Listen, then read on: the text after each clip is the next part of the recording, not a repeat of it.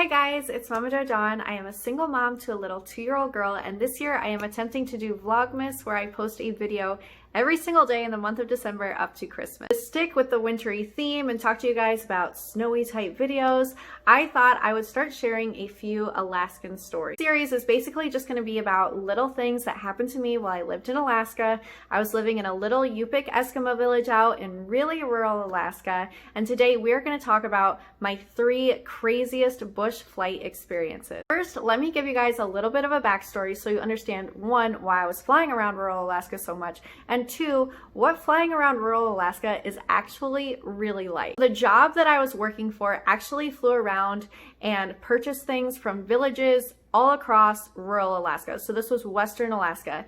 The actual size of the area that I was flying around was around the size of Ohio in the United States. Traveling around to these little villages of 1,000 to 2,000 people, and we were flying in these tiny little planes. Planes are super small. They're called Cessnas, but I think they seat like up to 8 people. You're talking about like a minivan that flies in the sky. I was flying, there was only 2 passengers, my boss and I, and then there was either one pilot, sometime there was like a training pilot, but in none of these stories there was a training pilot. So we have 3 people in this entire plane, and you are seated directly behind the pilot. Usually they only had 2 seats like set up in the plane for us. So there would be 4 seats total, the pilot, the co-pilot, the 2 passenger seats that are literally right behind the pilot. So you can see everything the pilot is doing. You can see the back of the pilot's head. You can see out the front window of this tiny little plane. Planes are so old, you guys. They are literally held together with duct tape. I would get in sometimes and there would be duct tape across the front, or they're like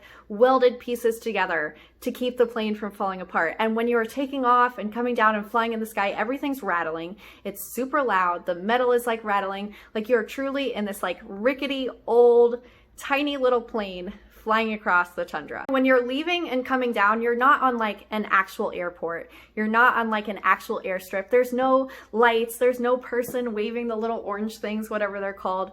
You're literally just coming down on a gravel road that is dedicated to planes, and it's called an airstrip. It's usually like a mile or 2 outside of the village that you're going to, just literally a gravel road out in the middle of nowhere. Sometimes it's plowed, sometimes it's not. So now that you have the image of how rural and remote and crazy this flying experience already is, about the 3 craziest things that happened to me while I was on these flights. This one isn't like super crazy, but it was really interesting and super fascinating to see.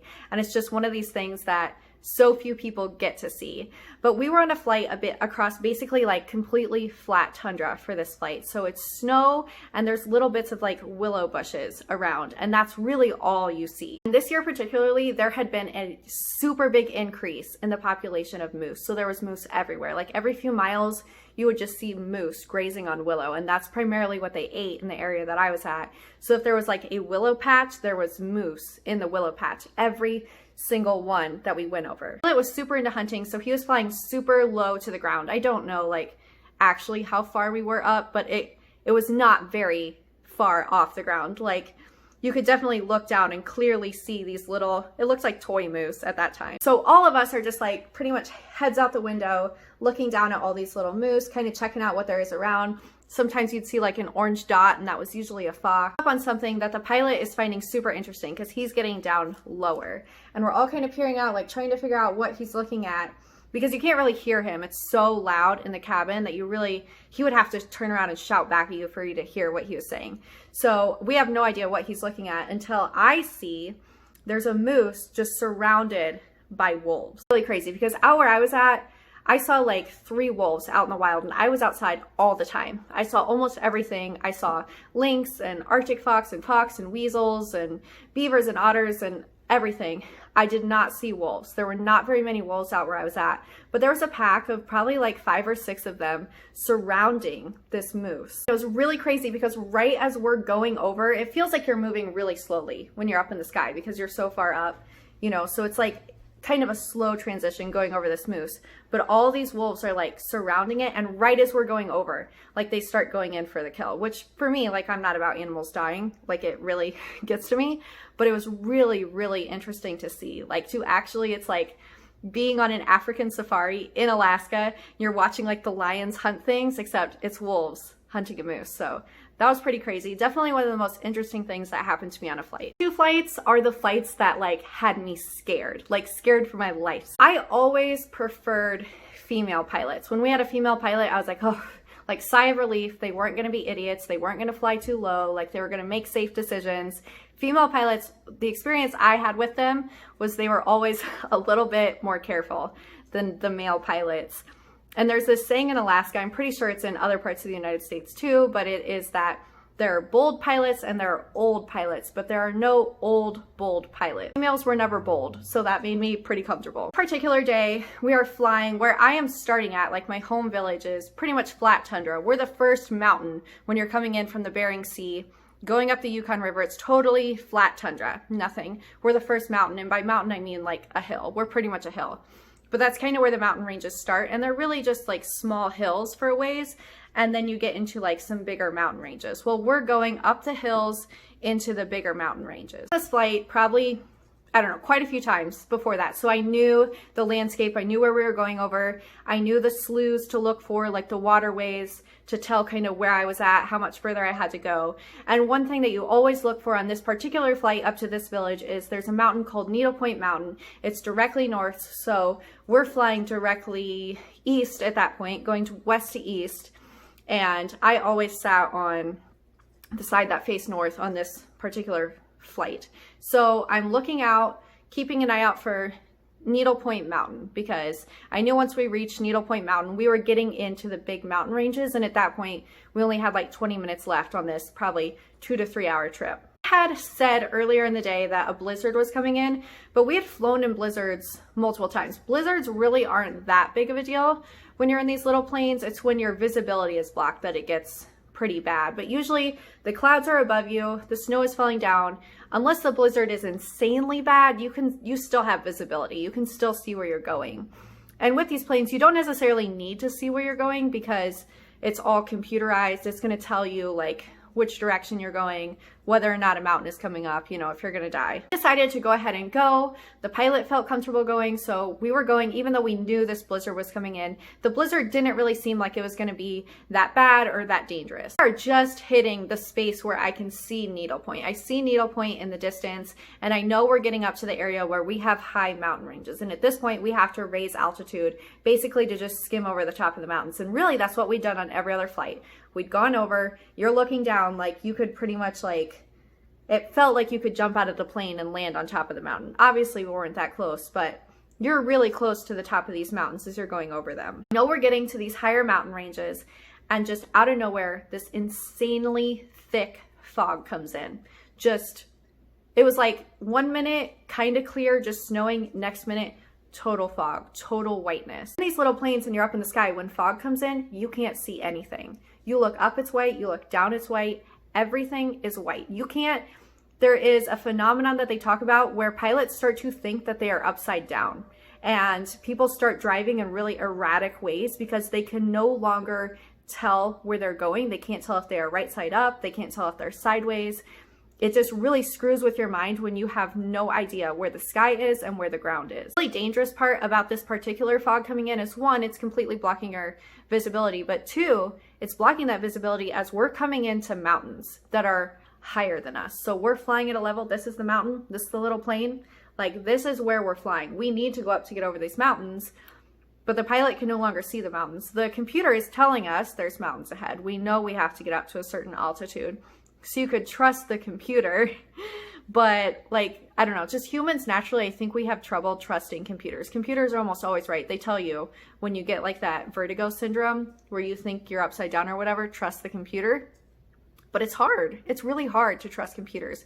And the creepy thing about this fog is when it came in, everything just got so eerily silent. Like the fog seemed to almost block out the sound of the plane, which is typically really loud. There's a lot of rattling. You can hear the propellers right out your window, but it just kind of like insulated it to where you had the humming, but it was just so like eerily quiet. Kind of went in a little ways, and I could just tell like everyone in the plane was getting kind of anxious. Like none of us really, I was like, I want to turn around. Like I could just sense it in my bones. Like this was not a good fog to be in.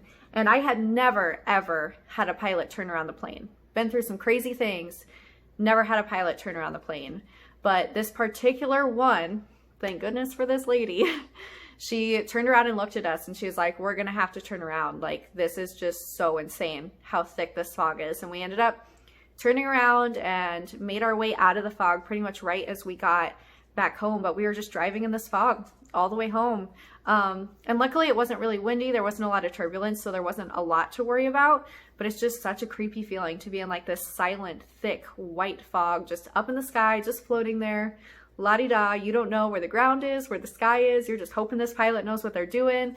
But she ended up getting us home safely. But I will never forget just being in the middle of the air and just being surrounded by like this silencing, thick, blinding white fog. And the third story, hopefully you've made it to this part of the video because this is going to be like my favorite story to tell. I tell anyone who asks about my experience flying in Western Alaska this story. So there's one particular pilot that everyone in Western Alaska knows. His name is Mark Johnson. He has been there forever. I don't know when he started flying in rural Alaska, but he is the epitome of flying in rural Alaska. The company I worked for, whenever we were flying, they almost always asked for this guy. Like, he was 2 weeks on, 2 weeks off. So if he was there, like, that's who they wanted. It was him or this guy named Fred. Like, that's who we asked to have if they were available. I flew with Mark a lot, and I knew him relatively well. And he is just like a character of characters. People who you meet and he just like does not shut up. From the second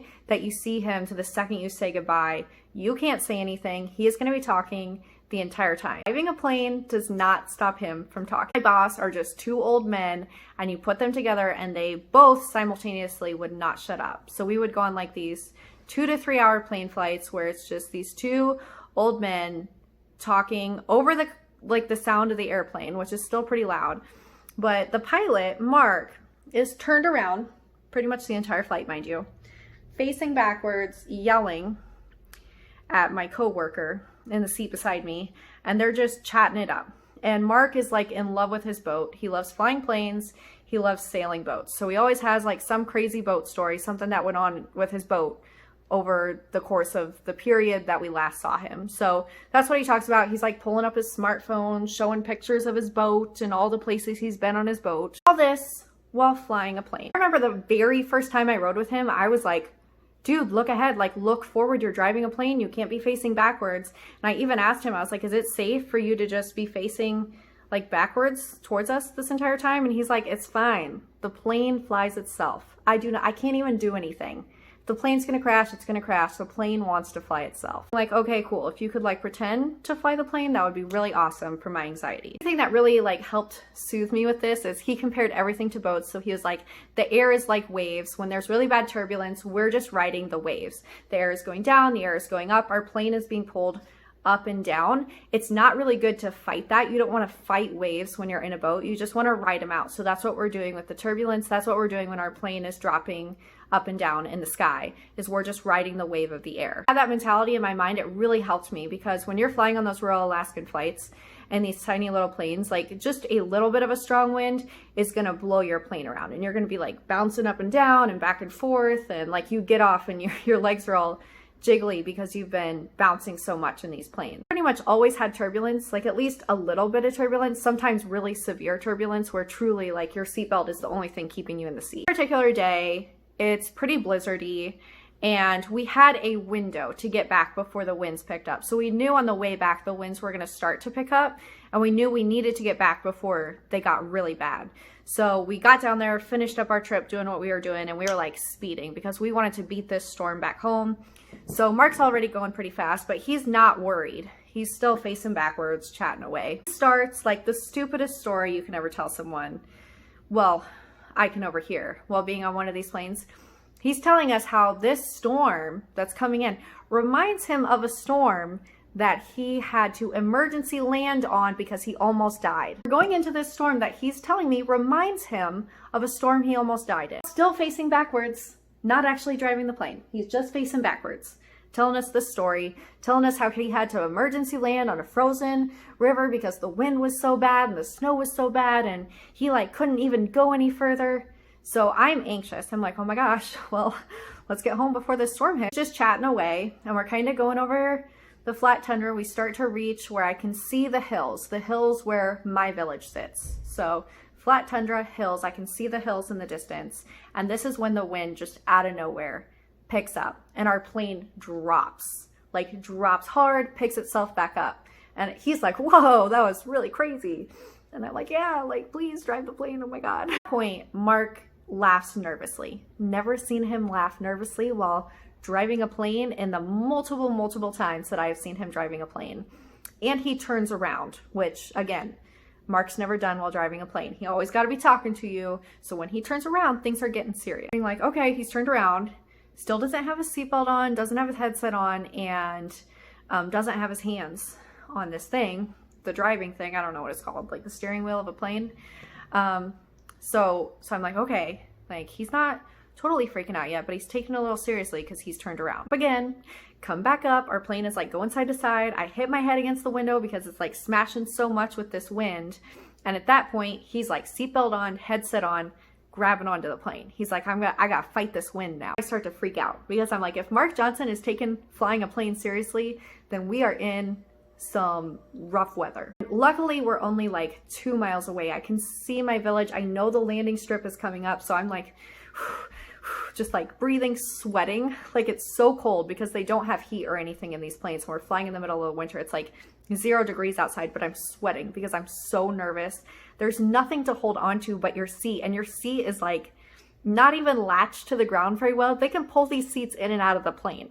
So you're just like, I hope they latch this seat correctly to my plane. It's like jiggling around. You hear like the propellers fighting in the wind now. You hear the plane, like the doors shaking back and forth. You see the little freaking duct tape hanging off the roof starting to wave back and forth, like scary. Mark is like up there like holding onto it and fighting it, and he's like, we're gonna have to fight our way in on this one. And I'm like, oh my God, like don't tell me that, just drive the plane. And we see our landing strip, and he has to do this thing where he's coming into the landing strip, but he's not landing on the actual landing strip. He's landing on the side, so when the wind blows us on, it'll just blow us onto the landing strip as we're coming down. So we're coming down, it looks like we're not gonna land on the landing strip because the wind is pushing us so hard. He doesn't want to fight the wind, he wants to ride the wind. That's like the big tip that Mark Johnson always gave me. If I ever learn to fly a plane, I'll know, let the wind do what the wind's gonna do. You can't fight the wind. So we're riding the wind in, and our plane is just going all over the place, like coming in sideways. And Mark, being the champion that he is, being the not bold pilot, just the old pilot that he is, he managed to get us in and get us landed. But I remember just being like on the verge of tears when we finally landed. I was so happy. I was like, oh my God, like praise the Lord because I am safe, I'm not dead. And that was by far like the craziest flying experience I've had in my entire life. And I experienced some crazy turbulence, but that, whew, when Mark Johnson is taking flying seriously, you are flying in some serious weather. And that completes my 3 craziest flying experiences of my life in Alaska. I'm gonna do a few other Alaskan type videos during this Vlogmas series. So if you're interested in hearing more about my Alaskan life, I will have a playlist in the description box below. So click that, go see my other Alaskan videos. But also feel free to come back to my channel because I'm gonna be posting more. And as always, thank you so much for watching, guys. I'll see you in the next one.